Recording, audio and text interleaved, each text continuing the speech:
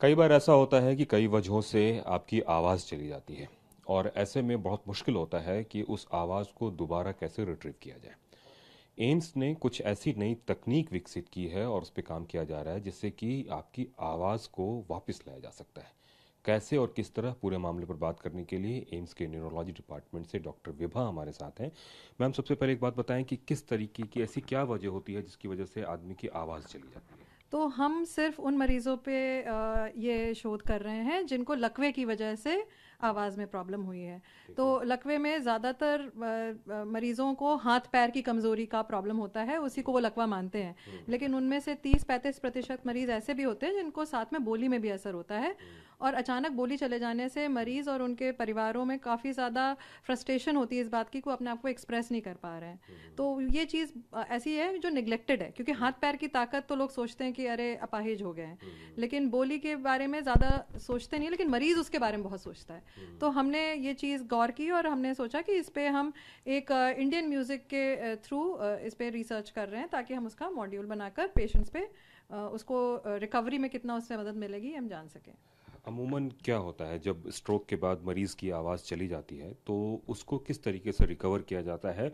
Conventional method क्या है उसका? तो उसका कन्वेंशनल मेथड यूजुअली हम ये होता है कि हम स्पीच थेरेपिस्ट के पास भेजते हैं। हम्म। जो स्पीच थेरेपिस्ट है वो उनको तरीके बताता है जिससे उनकी स्पीच रिकवर होती है। हम्म। देखिए, ब्रेन एक बहुत ही ज़्यादा ऐसा ऑर्गन है जिसमें रिकवरी भगवान अपने आप भी बहुत सारी करता है। हम्म। तो कुछ तो स्पॉन्टेनियस रिकवरी होती है हम्म। अगर स्पेशली छोटा लकवा हो, लेकिन ऐसे मरीजों को और उनके केयर गिवर्स को ये कहा जाता है कि वो इशारे से बात करना शुरू कर देते हैं। हम्म। उसको डिस्करेज करना है हम्म। और कोशिश करना है कि वो अपनी वाणी से ही हम्म। अपनी चीज़ों को बताएं या समझाएं। हम्म। ये कई बार थोड़ा सा फ्रस्ट्रेटिंग भी होता है पेशेंट और उनकी फैमिलीज़ के लिए। हम्म। तो उसके लिए और तरीके साइंस में उपलब्ध हैं। उनमें से एक है कि दिमाग का जो ऑपोजिट हेमिस्फेयर है, हम्म। जैसे लेफ्ट हेमिस्फेयर लैंग्वेज कंट्रोल करता है और हम्म। राइट हेमिस्फेयर जो म्यूज़िक की सेंसिबिलिटीज़ को ज़्यादा कैप्चर करता है, हम्म। हम उस हेमिस्फेयर के फंक्शन को का यूज़ करके हम रिहैबिलिटेशन या रिकवरी में एक्सप्लॉयट करते हैं।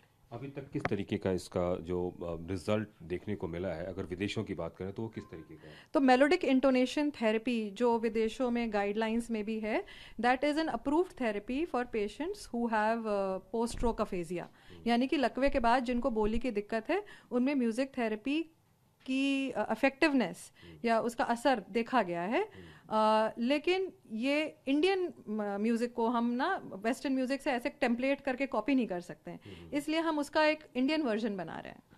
इसमें आप किस किस की मदद ले रहे हैं? बताया जा रहा है कि आईआईटी और आईसीएमआर वगैरह सब लोग इसके मिलके काम कर रहे हैं। तो इसकी जो फंडिंग है वो आईसीएमआर से है, हम्म। और कोलैबोरेशन हमारा एम्स के विद इन भी बहुत सारे डिपार्टमेंट से है, हम्म। और एम्स से बाहर आईआईटी दिल्ली से है। हम्म। और एम्स में ईएनटी डिपार्टमेंट में जो स्पीच थेरेपिस्ट और फैकल्टी हैं वो हमारे साथ हैं।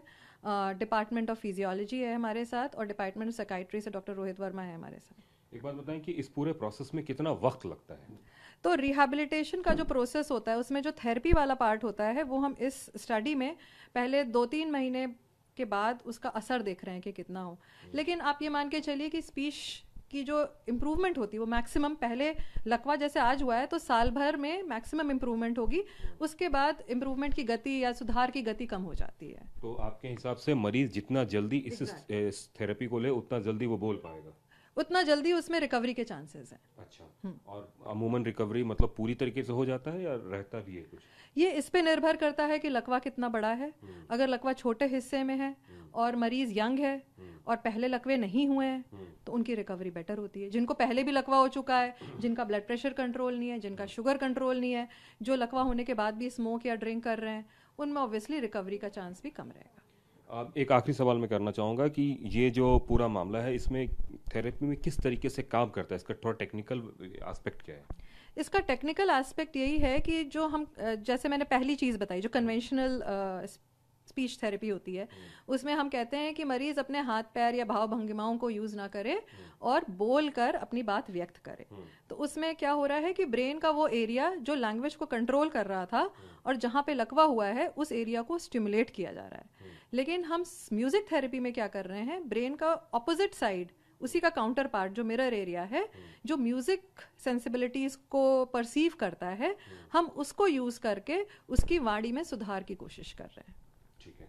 तो उम्मीद इस बात की कि ज़्यादा से ज़्यादा लोग इस थेरेपी को अपना पाएँ, और एम्स जिस तरीके से नई तकनीक के साथ इस पे काम कर रहा है, उससे उन मरीजों को खास करके ज़्यादा सहूलियत मिलेगी जिनको लकवे की वजह से किसी वजह से वो बोल नहीं पा रहे हैं।